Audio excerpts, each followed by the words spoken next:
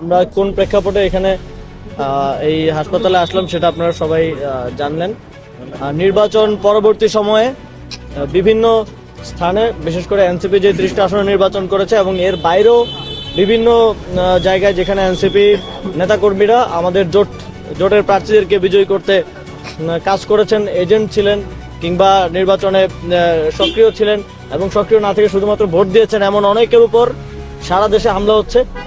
ইতিমধ্যে আমরা যে রিপোর্ট পেয়েছি প্রায় 1000-এর কাছাকাছি আমাদের নেতাকর্মী আহত হয়েছে। সারা দেশে বিভিন্ন জায়গায় তারা চিকিৎসা নিচ্ছেন। আমরা পরিদর্শন করলাম আজকে 3 জন যারা শুধুমাত্র হাতিয়া থেকে যাদের ওনারা এতটাই আহত হয়েছেন যে সেখানে পর্যাপ্ত চিকিৎসা না থাকে এখানে ওনাদেরকে আনতে হয়েছে। এবং একজনের থেকে আমরা বর্ণনা শুনলাম যে সেখানে যারা আওয়ামী লীগ, আপনারা জানেন হাতিয়াতে সংবাদ সম্মেলন করে আওয়ামী লীগের একটা গোষ্ঠীকে বিএনপিতে নেওয়া হয়েছে এবং আওয়ামী লীগের এই সন্ত্রাসীদেরকে, ফ্যাসিবাদী সন্ত্রাসীদেরকে লেলিয়ে দেওয়া হচ্ছে জাতীয় নাগরিক পার্টি এবং বিরোধী দলমত দমন পীড়ন করার জন্য।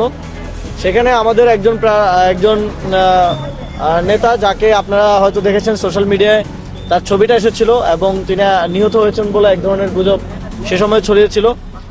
তাকে মেরে এক ধরনের, যখন হামলাকারীরা নিশ্চিত হয় যে তিনি মারা গেছেন, তার কুপিয়ে তার মগজ বের করে ফেলা হয়েছিল এবং তারা ভেবেছিলেন যে তিনি মারা গেছেন এবং তারা সেখান থেকে পরবর্তীতে চলে যায় এবং পরবর্তীতে তাকে সেখান থেকে উদ্ধার করে প্রাথমিক চিকিৎসা দিয়ে ঢাকায় পাঠানো হয়। এরকম আরো অনেক মর্মান্তিক ঘটনা সারা দেশে ঘটেছে। সাধারণ ভোটারদেরকে মারধর করা হয়েছে, তাদের বাড়িঘর ভাঙচুর করা হয়েছে, লুটপাট করা হয়েছে, তাদের স্বর্ণালংকার টাকা পয়সা লুটপাট করেছে সন্ত্রাসীরা। এবং আমরা দেখেছি যে গতকালকে একজন স্বতন্ত্র প্রার্থীকে ভোট দেওয়ার কারণে, শুধুমাত্র ভোট দেওয়ার কারণে একজনকে হত্যা করা হয়েছে বিএনপি নেতাকর্মী কর্তৃক। আমরা সারা দেশে একটা ট্রেন্ড দেখছি যে বিএনপি সারা দেশে একটা স্ট্র্যাটেজি নিয়েছে, তারা আওয়ামী লীগের সন্ত্রাসীদেরকে লেলিয়ে দিচ্ছে।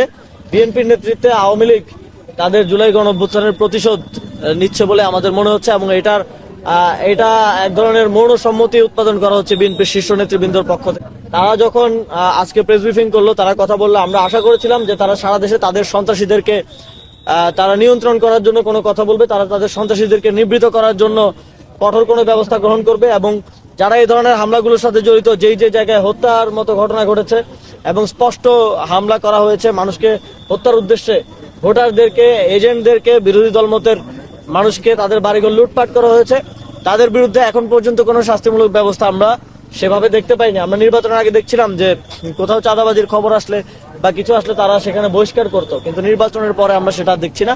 তো আমরা মনে করি তখনকার এই যে বহিষ্কারের ঘটনাগুলো এক ধরনের আইওয়াস ছিল, এক ধরনের নাটক মঞ্চায়ন করা হয়েছিল বাংলাদেশের মানুষকে বিভ্রান্ত করার জন্য এবং মানুষের ভোট নেওয়ার জন্য।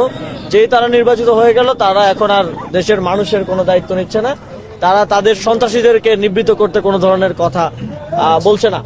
আমরা সারা দেশে 11 দলীয় জোটের যারা নেতাকর্মী আহত হয়েছেন, নাগরিক পার্টির যারা নেতাকর্মী আহত হয়েছেন, তাদের জন্য দেশবাসীর কাছে দোয়া চাইছি। অনেকেই খুবই আশঙ্কাজনক অবস্থায় আছেন এবং আমরা যারা নির্বাচিত হয়েছেন তাদেরকে আহ্বান জানাবো যে আপনারা এই যে যাদেরকে আপনাদের নেতাকর্মীরা আহত করলো, তারাও এই দেশের নাগরিক এবং বাংলাদেশে তো ভোটের শেয়ার কম হলেও কিংবা একটু স্লাইটলি বেশি হলেও বাংলাদেশের বর্তমান সিস্টেম অনুযায়ী আপনারা হয়তো সরকার গঠন করবেন, তবে যেই 40% জনগণ, যেই 46% জনগণ আপনাদেরকে ভোট দেন নাই, তাদেরকে বাদ রেখে বা তাদেরকে দমন পীড়ন করে আপনারা এই দেশ পরিচালনা করতে পারবেন না এবং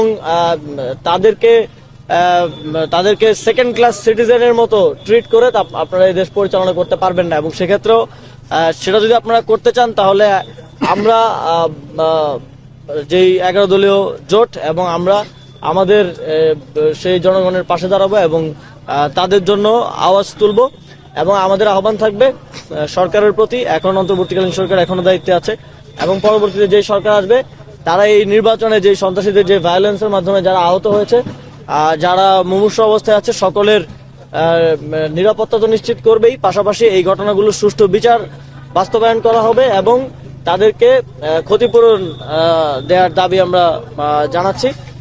এবং আমরা এই বিষয়ে বিএনপির পক্ষ থেকে, যেহেতু তারা সরকার গঠন করতে যাচ্ছে, তাদের পক্ষ থেকে সুস্পষ্ট বক্তব্য চাই যে তারা এই যে তাদের দলের নেতাকর্মীরা, সন্ত্রাসীরা যেই কার্যক্রম করলো সারা দেশে, এক ধরনের তাণ্ডব করলো সারা দেশে, তাদের বিরুদ্ধে কি ধরনের ব্যবস্থা গ্রহণ করবে সেটা আমরা দেখতে চাই। আপনাদের কোন প্রশ্ন থাকলে? গতকালকে বিএনপির স্থানীয় নেতাকর্মীরা পঞ্চগড়ে আওয়ামী লীগের যে কার্যালয়, বিএনপি যখন দেখলো এদেশের জনগণ তাদেরকে ম্যান্ডেট দিবে না, এদেশের জনগণ তাদেরকে সমর্থন দিচ্ছে না নির্বাচনের পূর্বে, তখন তারা আওয়ামী লীগের সাথে এক ধরনের বোঝাপড়া এবং আতাতে গিয়েছে। এবং আমরা সেটা দেখেছি। তারেক রহমান তিনি একটা আন্তর্জাতিক মিডিয়ায় বলেছেন যে শেখ হাসিনার সন্তানরা রাজনীতিতে চাইলে ফিরতে পারেন। আওয়ামী লীগকে পুনর্বাসনের শর্তে বিএনপি এবার শর্তে এবং আতাতের মধ্য দিয়ে বিএনপি এবার সংখ্যাগরিষ্ঠতা অর্জন করেছে এবং এই আতাতের মধ্য দিয়ে তারা ক্ষমতায় যেতে যাচ্ছে এবং এটা আরো প্রতীয়মান হয়েছে বিভিন্ন জায়গায়। আওয়ামী লীগের অফিস উদ্বোধন এবং ওইটা আরো গৌরবের সাথে তারা প্রচারণা করছেন, মিডিয়াতে আসছেন, বক্তব্য দিচ্ছেন, আমরা দেখতে পাচ্ছি। কিন্তু বাংলাদেশের প্রচলিত বর্তমানে আপনারা জানেন আওয়ামী লীগের কার্যক্রম নিষিদ্ধ আছে। সুতরাং যে কেউ যে আওয়ামী লীগের কার্যক্রম আবার শুরু করার দায়িত্ব নিয়েছেন কিংবা অফিস খুলে দিচ্ছেন, অফিস উদ্বোধন করে দিচ্ছেন, আমরা পটুয়াখালীতে দেখলাম। খুবই দুঃখের সাথে বলতে হয়, আমাদের এক সময় আমাদের সহযোগিতা ছিলেন নুরুল হক নূর, তার আসনে তিনি আওয়ামী লীগের দায়িত্ব নিয়েছেন, সেখানেও অফিসে আওয়ামী লীগ আবার যাচ্ছে। এটা একেবারেই আইন বিরুদ্ধ একটা কাজ তারা করছেন। বাংলাদেশের আইন অনুযায়ী আওয়ামী লীগের কার্যক্রম নিষিদ্ধ আছে। সুতরাং যারাই আওয়ামী লীগের কার্যক্রম নিষিদ্ধ থাকা অবস্থায় আওয়ামী লীগের কার্যক্রমের দায়িত্ব নিয়েছেন তাদের বিরুদ্ধেও আমরা সরকারের কাছে আহ্বান জানাবো যে আপনারা আইন অনুযায়ী তাদের বিরুদ্ধে যথাযথ ব্যবস্থা গ্রহণ করুন এবং আওয়ামী লীগকে ফেরানোর যে কোনো ধরনের ষড়যন্ত্র 11 দলীয় জোট, আমাদের জাতীয় নাগরিক পার্টি, আমরা রুখে দাঁড়াবো এবং আমরা রাজপথে নামবো। এবং এটা খুবই দুঃখজনক যে যেই জুলাই গণঅভ্যুত্থানের মধ্য দিয়ে, যে 1400 শহীদের জীবন দানের মধ্য দিয়ে 30,000 আমাদের ভাইদের আহত হওয়া, চোখ হারানো, হাত পা হারানোর মধ্য দিয়ে তারেক রহমান দেশে আসার পথ তার খুললো এবং বিএনপি আজকে ক্ষমতায় যেতে পারছে। এই সময় তো নির্বাচন হওয়ার কথা ছিল না। সুতরাং তাদের আত্মত্যাগকে এক ধরনের বৃদ্ধাঙ্গুলি দেখিয়ে তাদের সাথে প্রতারণার আশ্রয় নিয়ে, শহীদ পরিবারের সাথে প্রতারণার আশ্রয় নিয়ে আওয়ামী লীগের সাথে আতাত করে এবং আওয়ামী লীগকে আবারও পুনর্বাসন করার চিত্র আমরা দেখতে পাচ্ছি। আমরা এই বিষয়ে অফিসিয়ালি জানতে চাই বিএনপির কাছ থেকে যে আপনারা আওয়ামী লীগের বিষয়ে আপনাদের অফিসিয়াল অবস্থান পুনরায় স্পষ্ট করুন এবং সেটা যদি আপনারা জনবিরোধী কোনো অবস্থানে নেন তাহলে বাংলাদেশের জনগণকে নিয়ে আমরা সে বিষয়ে জবাব দিব। নতুন সরকার গঠনের সেখানে নরেন্দ্র মোদীকে আমন্ত্রণ জানানো নিয়ে একটা মিশ্র প্রতিক্রিয়া দেখা যাচ্ছে সামাজিক মাধ্যমে। আপনি তো দীর্ঘদিন ধরে আধিপত্যবাদ বিরোধী বা ভারত বিরোধী বিভিন্ন রাজনৈতিক কর্মসূচিতে যুক্ত ছিলেন, এনসিপির জায়গা থেকে কি বলবেন? নরেন্দ্র মোদীকে দাওয়াত দিলে সেক্ষেত্রে ভালো কোনো দৃষ্টান্ত হবে কিনা? আপনারা জানেন 2021 সালেও বাংলাদেশে নরেন্দ্র মোদীর আগমনকে কেন্দ্র করে আন্দোলন হয়েছিল। সেখানে আমাদের 21 জনের মতো সহযোদ্ধা তারা শহীদ হয়েছেন এবং আমরা মনে করি যে বিগত 17 বছর, বিগত 20 বছরের বাংলাদেশের যেই দুরবস্থা, এই দুরবস্থার জন্য সমানভাবে এই ভারতীয় আধিপত্যবাদী সরকারও এর সাথে জড়িত এবং বাংলাদেশের গণতান্ত্রিক রূপান্তরের ক্ষেত্রে তাদের অংশগ্রহণ আমরা প্রত্যাশা করি না। এবং আমরা মনে করি যে যারা বাংলাদেশের সাথে, বাংলাদেশের গণতান্ত্রিক লড়াইয়ের সাথে বিগত সময়ে ছিল, যে দেশগুলো ছিল তাদের সাথে, তাদেরকে প্রায়োরিটি দিয়ে আমাদের পররাষ্ট্রনীতি সামনের দিনে নির্ধারিত হওয়া উচিত। লাস্টে একটু আমাদেরকে ক্লিয়ার করবেন তাহলে আপনাদের নেতাকর্মী বা 11 দলীয় জোটের নেতাকর্মীর উপরে হামলাটা কারা করছে? আওয়ামী লীগের নেতাকর্মী না বিএনপির নেতৃত্বে আওয়ামী লীগের নেতাকর্মীরা এবং বিএনপির সন্ত্রাসীরা তারা সারা দেশে আমাদের 11 দলীয় জোটের নেতৃবৃন্দের উপর হামলা করছে এবং যে আসনগুলোতে আমরা জয়ী হয়েছি সেই আসনগুলোতেও তারা হামলা করছে। তাদের একটা কমন কথা হচ্ছে যে নির্বাচনে বা ওই অঞ্চলের প্রার্থী এনসিপি কিংবা জামাতের হলেও সরকার তো তারা গঠন করছে, সুতরাং দেশে যে কোনো কিছু করার অধিকার তাদের আছে। তা আমরা ঠিক একই রকম আওয়ামী লীগের সময়ে, আওয়ামী লীগের ভোট চুরি নির্বাচনের পরে যেমন তাণ্ডব দেখতে পেতাম, সেই একই রকম তাণ্ডব আমরা দেখতে পাচ্ছি। আপনারা যদি খেয়াল করেন যে জুলাই গণঅভ্যুত্থানের সফলতার পর ঠিক 4-5 ঘন্টার মধ্যে আমাদের জুলাই গণঅভ্যুত্থানের সকল নেতৃবৃন্দ আমরা সবাই ভিডিও বার্তা দিয়ে সারা দেশের মানুষকে আহ্বান জানিয়েছিলাম যে আপনারা ভিন্ন মত থাকা সত্ত্বেও আপনারা আইন নিজের হাতে তুলে নেবেন না, আপনারা যারা গণহত্যার সাথে জড়িত তাদেরকে পুলিশের হাতে তুলে দিন, তাদের বিরুদ্ধে কোনো ধরনের নিজেরা উদ্যোগী হয়ে ব্যবস্থা গ্রহণ করবেন না, তাদের বাড়ি ঘরে হামলা করবেন না। আপনারা সেটা দেখেছেন। আমরা এবং আমাদের নেতাকর্মীরা সারা দেশে জুলাই গণঅভ্যুত্থানের, আমাদের সহযোদ্ধারা সারা দেশে এবং রাজনৈতিক দলগুলো থেকেও সারা দেশে নিরাপত্তা নিশ্চিত করার জন্য কিন্তু তারা কাজ করেছে।